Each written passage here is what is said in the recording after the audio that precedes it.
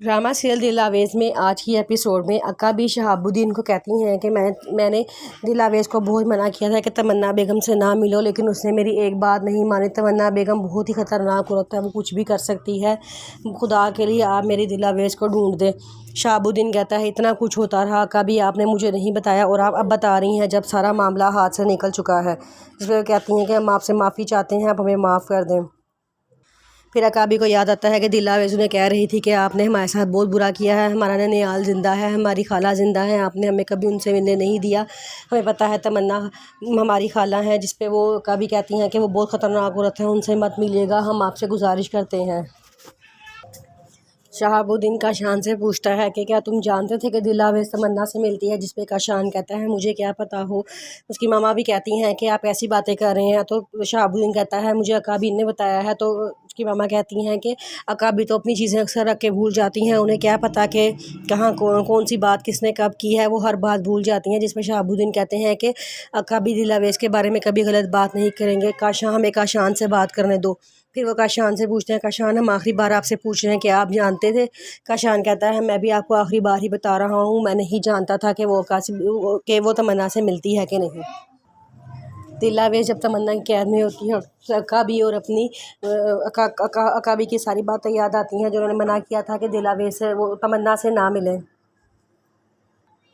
और अपने हस्बैंड की बातें याद आती हैं जिसने कहा था कि वो औरत तुम्हारी दोस्त कभी भी नहीं हो सकती, वो तुम्हारी दुश्मन है, उससे मत मिलो। वो बहुत पछताती है कि मैंने ऐसा क्यों किया।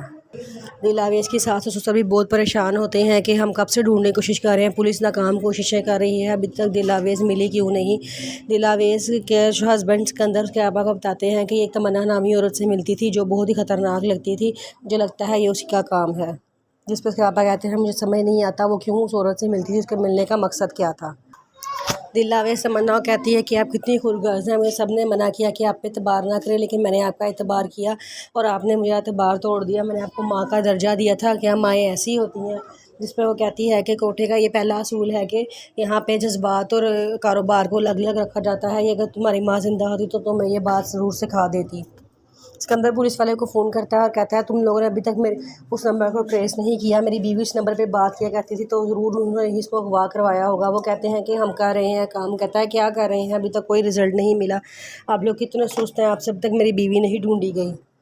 तमन्ना दिल आवेज़ से कहती हैं हम जैसा चाहते हैं तुम वैसा कर लो, तुम्हें बहुत ही जल्द पता चल जाएगा कि हम तुमसे क्या चाहते हैं। तुम भी वैसे ही सरकश हो जैसे तुम्हारी माँ सरकश थी, तुम भी किसी की बात नहीं मानती, वो भी किसी की बात नहीं मानती थी, और देखो उससे नुकसान ही उठाया है।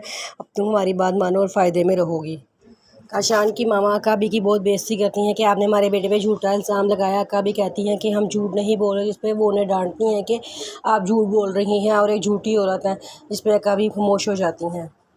तमन्ना दिल आवेज़ को सरमद के हवाले कर देती है, जिस पे दिल आवेज़ बहुत एहतजाज करती है। तो तमन्ना कहती है कि अगर तुमने हमारी बात ना मानी तो हम तुम्हारा वो हाल करेंगे कि सारी दुनिया देखेगी।